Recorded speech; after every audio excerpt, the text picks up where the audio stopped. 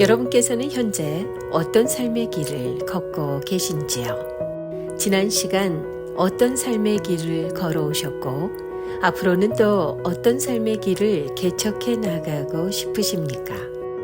허일 속의 길. 여러분 삶의 길을 함께 이야기합니다. 청년들이 교회를 떠나는 33가지 이유라는 책이 있습니다. 놀랍게도 이 책이 2007년도에 발간이 됐더라고요. 교회에서 젊은 층을 보기 어렵다라는 것, 비단 이민교회만의 현실은 아닙니다. 아직까지도 진행 중이고 또 어쩌면 더 이런 현상들이 심화되고 있다고 볼 수도 있겠는데요. 그러나 꼭 그렇지만도 않다라는 것을 보여주는 교회가 이곳 시카고에 있습니다. 오늘 그 주인공을 자리에 모셨어요. 시카고 예수사랑교회 황선홍 목사님 만나 뵙도록 하겠습니다.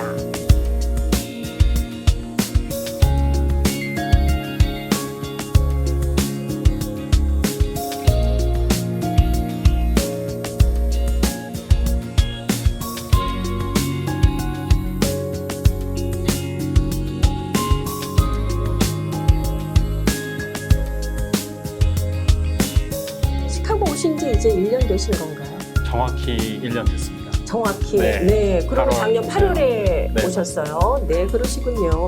그러면 이제 시카고에서 사계절 거의 다 경험해 보셨다고 해도 되겠네요. 네. 네. 네. 자, 그 이전에 어디에 계셨었나요, 그러면? 네. 미국에 처음 온 것은 2012년도에 네. 테네시에 있는 내시빌에 왔고요. 내시빌에서 11년을 살고 작년에 시카고로 이사 오게 되었습니다. 그러셨군요. 네. 예. 내슈빌에서도 한인교회 섬기셨었죠. 거기서 공부하고요. 네. MDiv 과정 4년 동안 공부하고 거기 내시빌 한인교회라는 곳에서 사역은 한 10년 정도 했죠.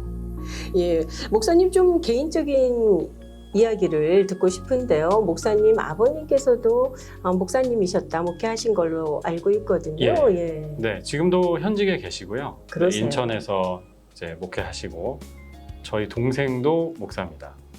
저희 목회자 집안이고요. 네, 인정하기 싫지만 네. 큰 역할을 했죠. 제가 목회 얘기를 걷는 데 있어서 큰 역할을 했었고 저희 작은 아버지도 목사님이시고 사촌 동생도 목회하고.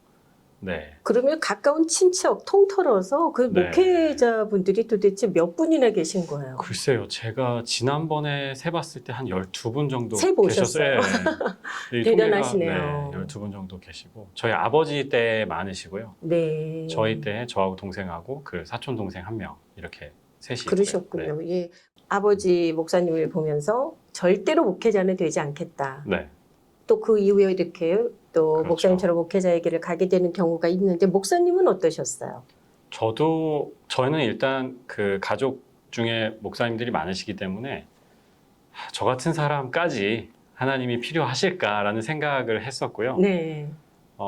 다들 너무 훌륭한 분들이셔서 저는 나는 목회는 할 수 없겠다라고 생각을 했었고 또 부모님께서 목회를 즐겁게 하셨지만 가정에서 보면서 자란 그런 힘든 것들도 있었고 그래서 저는 절대 안 한다라고 생각을 했다가 이렇게 됐죠. 이렇게 되고 말았습니다. 네. 네. 자, 이제 이야기가 더 흥미진진해지고 네. 있습니다. 이렇게 되게 된 이유가 있으셨을 거잖아요, 목사님. 그렇죠. 네. 네. 신학교에 가기 전에 그 수능 시험을 잘 못 봤고요. 그래서 제가 삼수해서 신학교에 갔습니다. 네. 원래는 다른 꿈이 있었어요. 정치하고 싶었고 세상을 바꾸는 게 꿈이었는데 어쨌든 그게 잘 안 됐고 그 신학교에 가면서 하나님께서 그런 마음을 주셨어요. 세상을 바꾸는 방법에는 여러 가지가 있는데 정치를 해서 힘을 가지고 바꾸는 방법이 있고 또 복음을 통해서 어떻게 보면 더 분명하고 영구적인 변화가 가능할 수 있다라는 마음을 주셔서 신학교에 갔고요. 신학교에 가서도 목회할 마음은 없었습니다. 신학교에 갔지만 그러니까 지역교회, 그리고 우리가 보통 목사라고 생각하는 그런 직책에는 정말 관심이 없었고요. 도망 다니기 바빴죠. 그래서 공부 열심히 하고 유학 올 때도 빨리 공부하고 돌아가서 티칭해야 되겠다 이런 생각을 했었고요. 미국 와서 그 대학원 과정을 하면서 2학년 때 그 목회 실습 과정이 있어서 그 내시빌 한인교회에서 이제 목회 실습을 하면서 사역을 하게 되었는데 그때 그 사역을 하면서 제가 많이 변화된 것 같아요. 제가 한국에서 봤던 그 좀 전통적인 목사님들 네.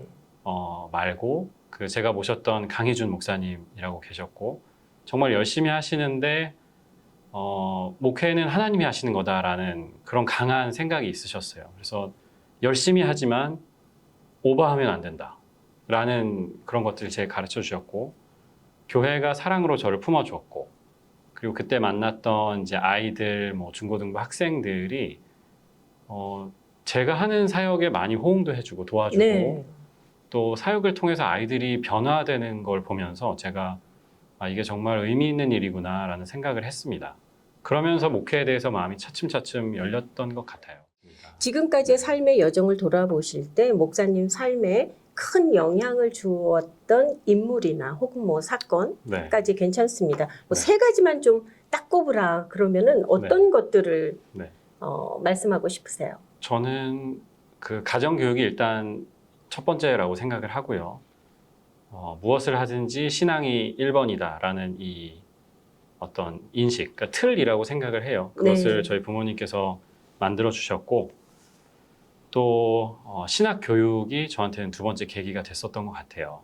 그러니까 제가 믿었던 어떤 유아기적 하나님, 작은 이 박스 안에 가둬놓고 교리적으로 믿었던 하나님이 아니라 글쎄요, 생각에 이렇게 지평을 넓혀준다고 할까요? 이해의 틀을 네. 넓혀주는 신학 교육이 저한테 기회가 있었고 한국에서도 신학교에서 4년 공부를 했고 미국에 와서도 4년 공부를 하면서 교회에서 제가 듣지 못했던 조금 신앙에 부딪히는 이야기도 있었고 하지만 결국은 그것들이 제가 하나님을 더 크게 이해할 수 있게 해준 것 같아요. 그리고 결국은 그게 더 많은 사람들을 이해할 수 있게 해준 것 같고요. 그리고 세 번째는 제가 이 길을 걸어오면서 만났던 사람들이죠. 가족들, 또 친구들, 네. 멘토들, 제가 모셨던 뭐 목사님들, 제가 목회에 별로 관심이 없었음에도 목회를 하면 잘할 거라고 항상 얘기해 주셨어요. 저희 제가 상사로 모셨던 분들께서. 네. 그래서 참 감사하고. 네. 그렇습니다. 네. 그래서 그런 과정을 거쳐서 오늘의 네. 목사님이 되셨어요. 지금 현재 섬기고 계신 예수사랑교회에 대한 얘기를 좀 나누고 싶은데요. 제가 서두에도 말씀을 드렸습니다마는 정말 보기 드물게 네. 젊은 층이 많은 교회로 시카고에서는 꽤 알려진 교회이거든요. 예. 네. 목사님 처음 이 예수사랑교회로 부임한다고 하셨을 때 첫 느낌이 어떠셨어요? 저는 이 기회가 저한테 오나라는 생각을 많이 했었고요. 네. 그 감리교회는 파송제도라서 예. 저희 연예 감독님이 계시고 또 그 밑에 감리사님들이 계시거든요. 그래서 그분들이 인사를 하시고 교회에 있는 SPRC하고 협의해서 하시는데 감리사님께서 제가 이제 내시빌에 있을 때죠. 전화를 주셨어요. 저는 이제 조선영 목사님, 저희 전임 목사님이셨던 목사님하고 이제 페이스북 통해서 소통하고 있었고 그 목사님께서 이 교회를 떠나신다는 소식을 들었습니다. 제 나름대로 누가 이 교회에 그럼 새로 부임을 할까? 그 제가 시카고 지역에 알았던 우리 네. 교단에 속한 목사님들이 계시고 그래서 저 혼자 이제 퍼즐을 맞춰보는 거죠. 누가 가면 이 교회에 좋을까? 네. 굿핏일까? 이렇게 생각을 하다가 엉뚱하게 저한테 연락이 온 거예요. 그래서 제가 조선영 목사님께도 근데 저 왜요? 라고 여쭤봤던 기억이 나고 감리사님께도 Why me? 네. 이렇게 여쭤봤었어요. 근데 제가 이제 추천을 받아서 오게 되었고 오면서 느낀 여러 가지는 글쎄요. 시카고 예수사랑교회는 저는 한인교회의 가장 위대한 실험이다 라는 생각을 네. 합니다. 네. 네, 이전에 이제 한인교회가 전통적으로 해왔던 것들이 있고요. 전통은 좋은 것이기도 하지만 우리가 의미 없이 답습하는 것들이기도 하잖아요. 그런 것들을 조금 깨고 한인교회의 어떤 영적인 자산을 물려받으면서도 글쎄요, 교회 구조라든지 사역의 방향이라든지 사역의 포커스라든지 네. 이런 것들을 다르게 했던 교회라고 생각을 했었고 와서 느낀 것도 정말 위대한 실험이다 라는 생각을 하고 있고요. 그 위대한 실험에 저를 불러주신 것에 감사하고 있고요. 네. 그렇군요. 네. 예, 목사님 Why me라고 처음에 생각하셨다 그러셨는데 그 Why me에 대한 대답을 찾으셨습니까? 아직도 찾아가고 계십니까? 글쎄요, 한 50%는 일단 찾았고요. 네. 그리고 나머지 50%는 찾아가는 과정이라고 생각하고 있습니다. 부르심의 부르심이라고 제가 확신을 했던 순간이 있었고요. 여러 가지 과정을 통해서 있었고, 그래서 한 50% 정도는 네. 확신을 하고 왔고, 그래서 그때마다 제가 특히 이제 목회하면서 좀 힘들다거나 아니면 제가 하려고 했던 것들이 잘 될 때도 있고 또 안 될 때도 있잖아요. 그래서 안 될 때 혹은 그 부적당감이라고 하죠. inadequateness 이런 것들을 느낄 때 그때 이제 부르심으로 돌아가죠. 이게 하나님이 나한테 주신 자리다. 잘할 때도 있고 못할 때도 있지만 우리 부르는 찬양처럼 하나님의 부르심에는 실수하심도 없고 후회하심도 없다. 이것을 믿으면서 가고 또 사역을 하면서 나를 이래서 부르셨구나 하는 그런 순간들이 있었어요. 몇 번. 그리고 그러셨군요. 앞으로도 있을 거라고 믿고 있고요. 그래서 나머지 50%는 찾아가는 과정인 것 같습니다. 목사님 실험이라는 표현을 네. 앞서서 쓰셨거든요. 실험이라는 거는 이게 잘 될지 안 될지 잘 모르는 과정 중에 있는 것이고 좌충우돌, 실패와 성공이 같이 갈 수밖에 없거든요. 네. 이게 굉장히 어떻게 보면 쉽지 않은 그런 현실들을 맞닥뜨리는 경우가 있으실 네. 것 같아요. 네. 예. 자, 그런 가운데에서 목사님께서 그래도 어느 정도는 방향을 잡고 가셔야 되잖아요. 네. 예, 이런 여러 가지 교회의 특징을 생각하실 때, 또 하나님의 부르심을 생각하실 때, 목사님 좀 사역의 중점을 어디에 두고 앞으로 또 교회 리더로서 섬기고 싶으신지요? 맞습니다. 제가 몇 가지가 있는데요. 네. 이제 하나는 저희 교회 사명이 이제 두 가지로 되어 있습니다. 건강한 교회를 건설하는 것. 그게 하나고, 두 번째는 시카고와 온 세상을 변화시키는 것. 이것이 이제 저희가 고백하는 두 가지 교회 사명이고요. 그 건강한 교회라는 것을 저희는 균형 있는 교회라고 생각을 해요. 그래서 글쎄요, 한 사람이나 혹은 뭐 장로님들이나 아니면 어떤 한 가지 이슈, 이게 주인이 되면 안 되고, 글쎄요, 목사도 한 걸음 뒤로 빠져야 되고, 성도들도 우리 목사님이 열심히 하니까 우리 교회 잘 될 거야 라고 생각하면 안 되죠. 우리의 교회예요. 네. 같이 만들어가는 교회고, 그래서 어떻게 보면 목회자와 성도 사이에도 균형이 있어야 하고, 한인 교회들은 이제 하나님 사랑하는 거 되게 잘하죠. 그런데 또 이웃 사랑으로 그 사랑을 나타내는 것, 교회 안에서 서로 사랑하고 네. 그 사랑으로 서로 섬기는 것, 이런 것들이 좀 부족할 때가 있거든요. 그래서 그런 하나님과 또 이웃 사이, 사랑 사이의 균형, 또 주일과 일상의 균형. 주일에 너무 와서 사역하고 지치고, 예수님은 안식하라고 하셨는데 너무 지치고 일상에 이게 지장을 준다든지, 네. 아니면 평일에 너무 프로그램이 많아서 교인들이 계속 교회에 들락날락 해야 된다. 전 이것도 건강하지 않다고 생각을 해요.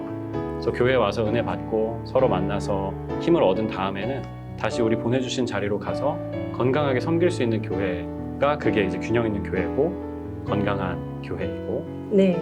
또 개인의 성장과 사역. 그러니까 내가 배우고, 제가 이제 늘 얘기하는데 말씀을 먹었으면 써먹어야 된다. 그런데 사람들이 배우는 거 좋아해요. 제자 훈련 들어가서 내 믿음이 좀 그쵸. 성장했으면 좋겠고, 그런데 사실은 사역도 제자 훈련이거든요.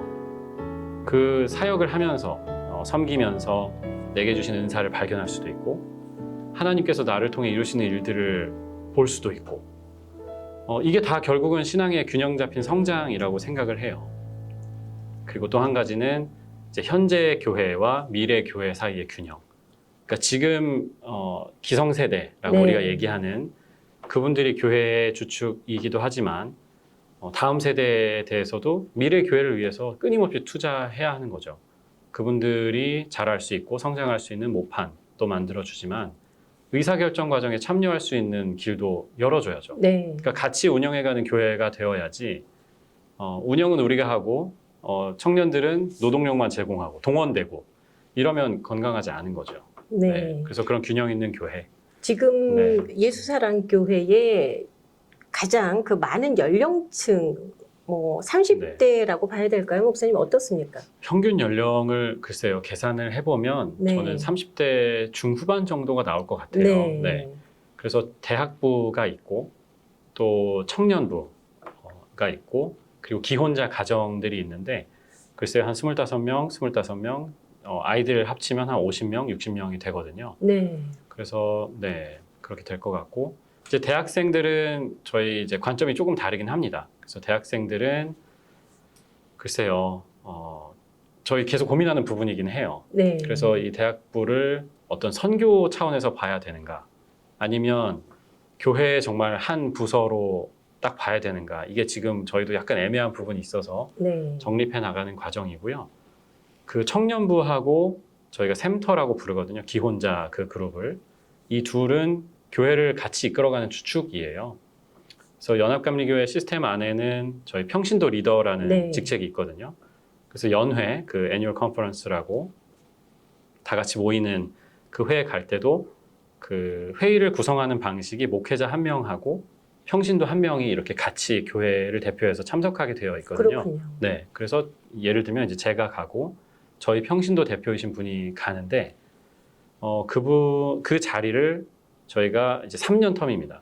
3년 동안 이번 텀은 이제 기혼자 가정에서 한 분이 하시고 다음 텀에는 청년부에서 네. 하고 이렇게 해서 의사결정 과정에도 다 청년들이 다 들어가 있고 네, 같이 좀 부서를 다양한 섬기고 목소리를 수용할 수 있는 구체적인 방안들이 있네요. 그렇죠. 네. 네. 목사님 좀 다른 얘기 잠깐 쉬어가는 차원에서 여쭤보고 싶은 것이 전임 목회자께서 네. 상당히 활발하게 사역을 하셨던 교회로 유명하잖아요. 네. 이 성도들과의 친밀감도 대단했었던 것 같거든요. 그럼요. 이제 네. 그런 가운데 그런 분위기 속에서 부임을 해 오셨단 말이에요. 예. 그러면은 나름대로 살아남기 위한 어떤 필살기가 있지 않았을까 싶기도 한데 네. 좀 어떠셨습니까? 일단은 저희 조선영 목사님, 저희 네. 전임 목사님, 지금은 시카고 한인제일연합감리교회 목회하시고요. 저희 교회에 부임하셨을 때 교회가 한 20명 정도 모였어요. 네. 근데 지금의 이제 100명 교회를 사실은 일군 분이시죠. 10년 동안. 사모님과 함께 열심히 사역을 하셨고, 교회에서도 말씀하신 것처럼 열심히 사역을 하셨지만, 대외적인 사역도 많이 하셨어요. 저희 교단 내에서도 활발하게 활동을 하시고, 또 지역사회에서도 활발하게 사역을 하셨고, 그래서 제가 그 시카고로 이사 간다고 저희 그 전 담임 목사님께도 여쭤보고 했을 때, 제일 불안 요소는 전임자가 잘했다는 거다라고 얘기해 주셨어요. 네. 그리고 사실은 저희 교회하고 그 조 목사님 가신 네. 교회하고 한 30분밖에 차이가 안 나요. 예. 그리고 어떤 성도들은 사실은 저희 교회에 오면서 그쪽을 지나서 와요. 그 네. 교회가 더 가까운 거죠. 조 목사님 교회가. 근데 지금 이제 1년 지난 시점에서 목사님 사모님이 정말 그 페어플레이 해주셨어요. 예. 성도들에게 일부러 연락 안 하시고 네.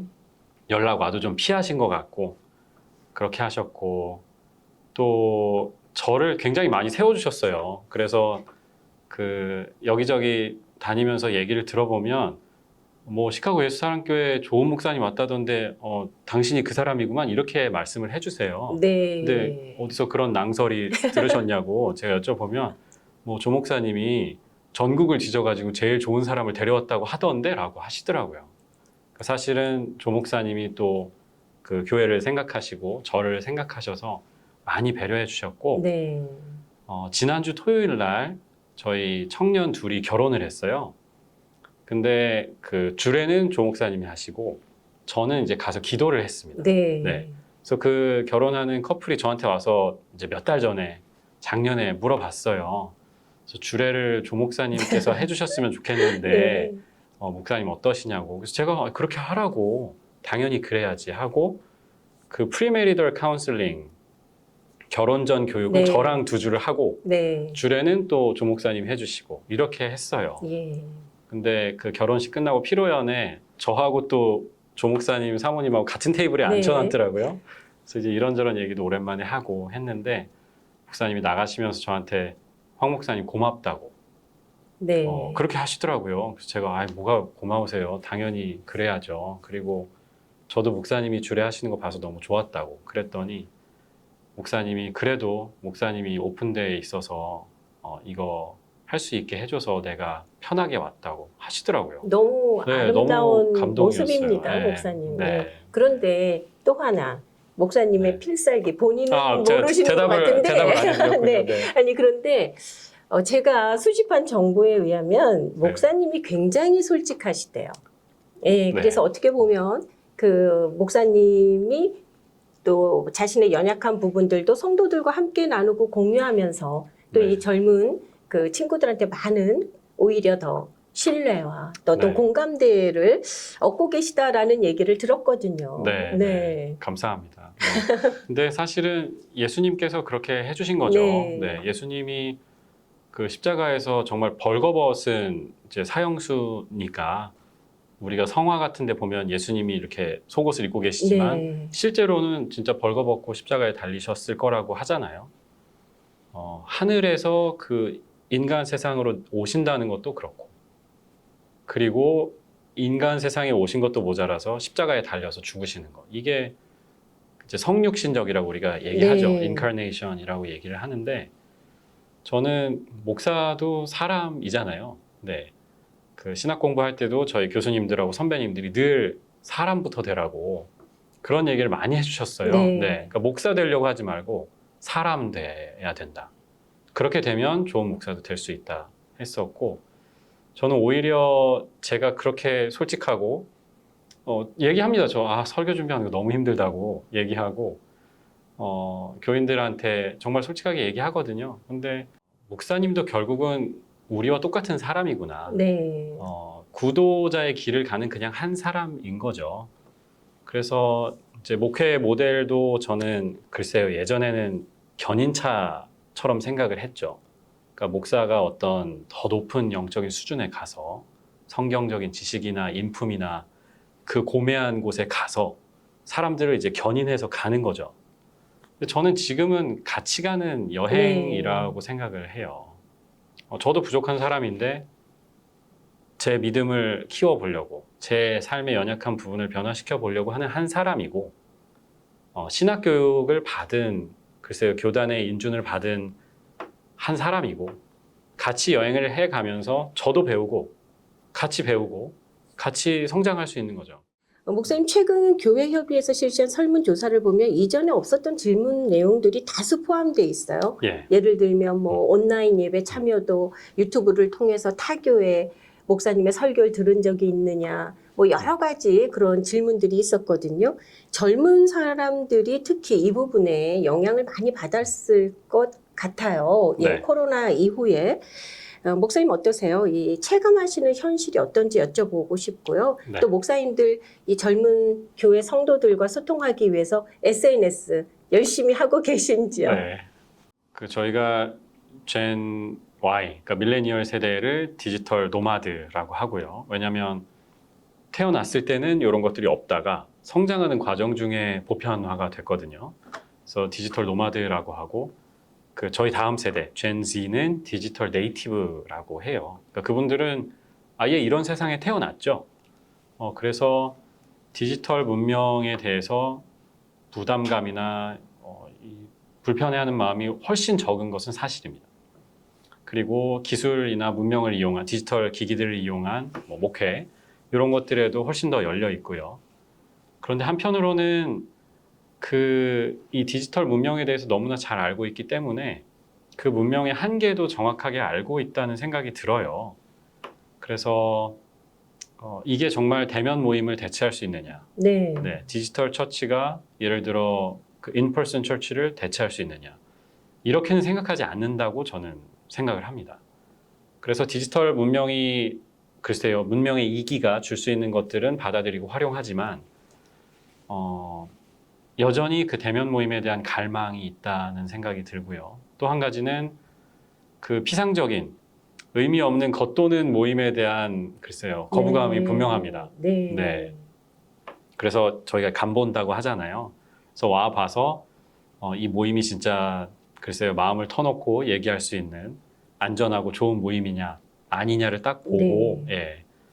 그런 모임이면 또 참여하고 하지만 그렇지 않으면 빨리 빠져나가는 경향도 있는 것 같아요. 그렇군요. 네. 예. 네. 오히려 이 디지털 문명의 혜택을 모두 경험한 사람들이기 때문에 또 그런 결론에 다다를 수 있을 것 같아요. 예. 인펄슨 모임을 넘어서기는 어렵다라는 네네. 것도 결국 경험해보고 깨닫게 된 사실들이잖아요. 네. 예. 그리고 네. 또 한 가지 말씀드려도 네. 괜찮으시면 그 소속감에 대한 정의가 또 다르다는 생각도 들어요.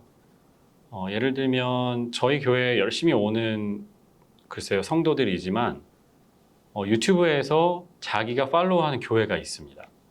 그러니까 그 교회의 네. 또 설교를 열심히 들어요. 예. 그러니까 우리 교회에 와서 열심히 하면서도 여기에 어떤 소속감을 분명히 느끼면서도 글쎄요 미국에 있는 뭐 어떤 미국 교회일 수도 있고 한인 교회일 수도 있고 한국에 있는 어떤 교회일 수도 있고요. 거기에 대해서도 어떤 글쎄요 소정의 일말의 소속감 같은 것을 느끼지 않나 하는 생각은 또 합니다. 아, 그렇습니까? 네. 소속감까지. 그렇죠. 네. 예, 뭐 내가 계속 듣다 보면 그럴 수 있을 것 같긴 예, 해요, 목사님. 내가 네. 그냥 팔로워냐 아니면 뭐 스펙테이터, 그러니까 관중이냐, 네. 그것을 넘어서는 어떤 소속감 같은 것이 있지 않나 하는 생각도 듭니다. 네. 네. 이제 목사님들께서 그런 부분들도 이제 오픈하고 네. 예, 받아들여야 될 세상이 된 것 같기도 합니다. 네. 그러니까 네. 저도 그 부분에 대해서 아직 답을 못 내렸습니다. 그래서 네. 분명히 신앙적으로 도움이 되는 면이 있기 때문에 그것을 제가 하지 말라 할 수는 없는 것 네. 같고요. 아니면 이제 반대로 우리 교회에 어떤 디지털 소속감을 느끼는 분들도 계시지 않을까라는 생각도 그렇죠. 합니다. 예. 네. 네. 그렇기 때문에 이 SNS를 저희가 이제는 신앙생활에서 떼놓고 생각하기 네. 어려운 시대가 된 건 확실하거든요. 맞습니다. 예. 목사님 그러면은 요즘 이 젊은 네. 사람들의 트렌드, 뭐 인스타그램 네. 그리고 틱톡 따라가려고 열심히 뛰고 계신가 봐요. 노력은 하고 있습니다. 네. 근데 아직도 확실히 낯설어요. 그래서 그렇습니까? 페이스북은 네. 제가 오래 사용했고 또 잘 할 수 있고 저는 글 쓰는 거 좋아하거든요. 네. 근데 인스타그램은 그 사진을 안 올리면 글을 쓸 수가 없어요. 그리고 글에도 이렇게 딱 리밋이 정해져 있고 네. 그런 것들 이제 익숙해지려고 하고 있고요. 그래서 어떤 면에서는 이렇게 생각을 공유하고 정보를 나누는 게 목적이 아니라 인스타그램은 말 그대로 인스턴트 그램이거든요. 네. 그러니까 지금 내가 뭘 하고 있는지, 뭐 먹고 있는지, 어떤 옷을 입고 그렇죠. 있는지, 어디에 가 있는지, 뭘 하고 있는지 그러다 보니까 그거는 글하고 별로 관련이 없죠. 네. 네, 내 생각을 정리하고 이런 것보다도 지금의 어떤 그 네. 모습에 그러니까 보이는 것 이런 것들이 더 중요하게 된 세대인 것은 분명하고 그러다 보니까 이 뭐 플렉스 컬처라고 하는 뭐 보여주기 네, 목사님 좀 현실적인 질문 하나 팬덤, 드려보고 네. 싶어요. 네. 뭐 릴스, 뭐 쇼츠, 뭐 잠깐만 봐야지 하다가 두세 시간 보고 밤을 샌다 이런 얘기 많이 듣잖아요. 그렇죠. 그 성도분들 중에 또 그런 분들도 계시지 않을까 싶어요. 연령대를 네. 볼 때. 어떤 얘기 좀 해주고 싶으세요? 그게 이제 뭐 여러 가지 얘기를 할 수 있겠지만 딱 저는 한마디만 해주신다면 한마디만 아예 보지 마라 처음부터. 아니에요. 안 볼 수는 없죠. 네. 네, 저도 그렇죠. 많이 보고요. 네네. 네, 저도 많이 보고 컨텐츠가 중요하다는 생각을 합니다. 네. 그러니까 뭘 보느냐. 물론 이제 그게 밤새 봐가지고 내 일상생활에 지장을 줄 정도이면 확실히 안 되는 거고 통제가 안 되는 것은 이제 그렇죠. 조심해야죠. 네. 네, 내가 통제를 당한다는 얘기니까요. 그런데 내가 어떤 것을 팔로우하고 어떤 것을 보고 듣고 있는지는 굉장히 중요하다고 생각합니다. 네. 그래서 그런 그 것들을 좀 부분을 좀 모니터하라. 선별해야 네, 된다. 네, 네. 네. 그런 얘기하고 자, 싶습니다. 목사님 끝으로 이번 여름에 또 선교 다녀오셨잖아요. 네. 그 얘기 잠깐 여쭙고 싶은데요. 이제는 선교의 패러다임이 뭐 많이 코로나 시대 이후에 바뀌었다라는 얘기를 하고 있어요. 네. 목사님 이번에 애리조나 쪽으로 그 네. 무더운 날씨에 또 불구하고 네. 다녀오신 것으로 알고 있는데 다녀오신 것 소개를 좀 해주시고. 그 저희가 애리조나에 있는 호피 레저베이션, 그러니까 보호구역에 갔었고요. 거기에 있는 일메사 교회하고 연결이 되어서 박대준 또 이지영 선교사님과 함께 사역을 했었고요. 교회에서 많이들 후원해 주셨고 같이 12명이 네. 같이 갔다 왔고요. 가서는 같이 예배하는 게 사실은 중심 사역이었던 것 같아요. 새벽에 거기 교회 성도님들하고 같이 네. 예배하고 또 수요일에는 저희 찬양 집회를 했습니다. 마을 분들 초대해서 식사도 잘 준비하고 또 찬양 집회하고 찬양하고 말씀 나누고 같이 기도하고 식사하고 이렇게 했었고 뭐 노방전도도 하고 네. 그 풀도 깎고 벽화 그리던 게 마무리 못하신 게 있어서 그것도 마무리하고 그랬고요. 제가 몇 가지 느낀 점이 있는데 와 미국에도 이런 곳이 있구나. 이게 정말 세계 최강대국의 네. 어떤 명함이다라는 생각도 했고 꼭 해외에 나가지 않아도 우리가 갈 수 있는 땅끝이 도처에 있다는 생각을 했습니다. 네. 그러니까 꼭 어떤 물리적인 땅끝뿐만이 아니라 사실은 위생적인 땅끝, 어떤 정서적인 땅끝 이런 것들이 분명히 있다라고 생각을 했고 호피는 뭐 전체 인디언들이 그렇지만 그 미 원주민들이 그렇지만 아픈 역사가 있죠. 어쨌든 그 유럽에서 온 정복자들에 네. 의해서 자기 땅도 뺏기고 다 죽고 지금은 그 보호구역 안에 많이들 살고 계시고 그리고 또 한 가지는 그 한국인들이 할 수 있는 어떤 독특한 영역이더라고요. 왜냐하면 그렇습니까? 네, 왜냐하면 그 미 원주민 분들이 가진 아픈 역사가 있고 또 백인들과의 관계 네. 이런 것들이 있어서 백인들이 전하는 복음을 안 받아들이세요. 그래서 지금 저희가 갔던 교회에도 한국인 선교사님이 계시고 거기에 그 교회가 3곳이 있는데 다 한국인 선교사님들이 사역을 하고 계세요. 그리고 한인 교회들이 다 합력해서 이 선교를 그렇군요. 이루어가고 있고요. 네. 네. 그래서 어떻게 보면 우리를 그저 미국의 뭐 손님이나 그 perpetual 뭐라고 하죠? 영원한 손님이라는 개념을 쓰거든요. 그런 것이 아니라 이 땅에도 필요해서 우리를 불러주셨다라는 생각이 또 들었고요.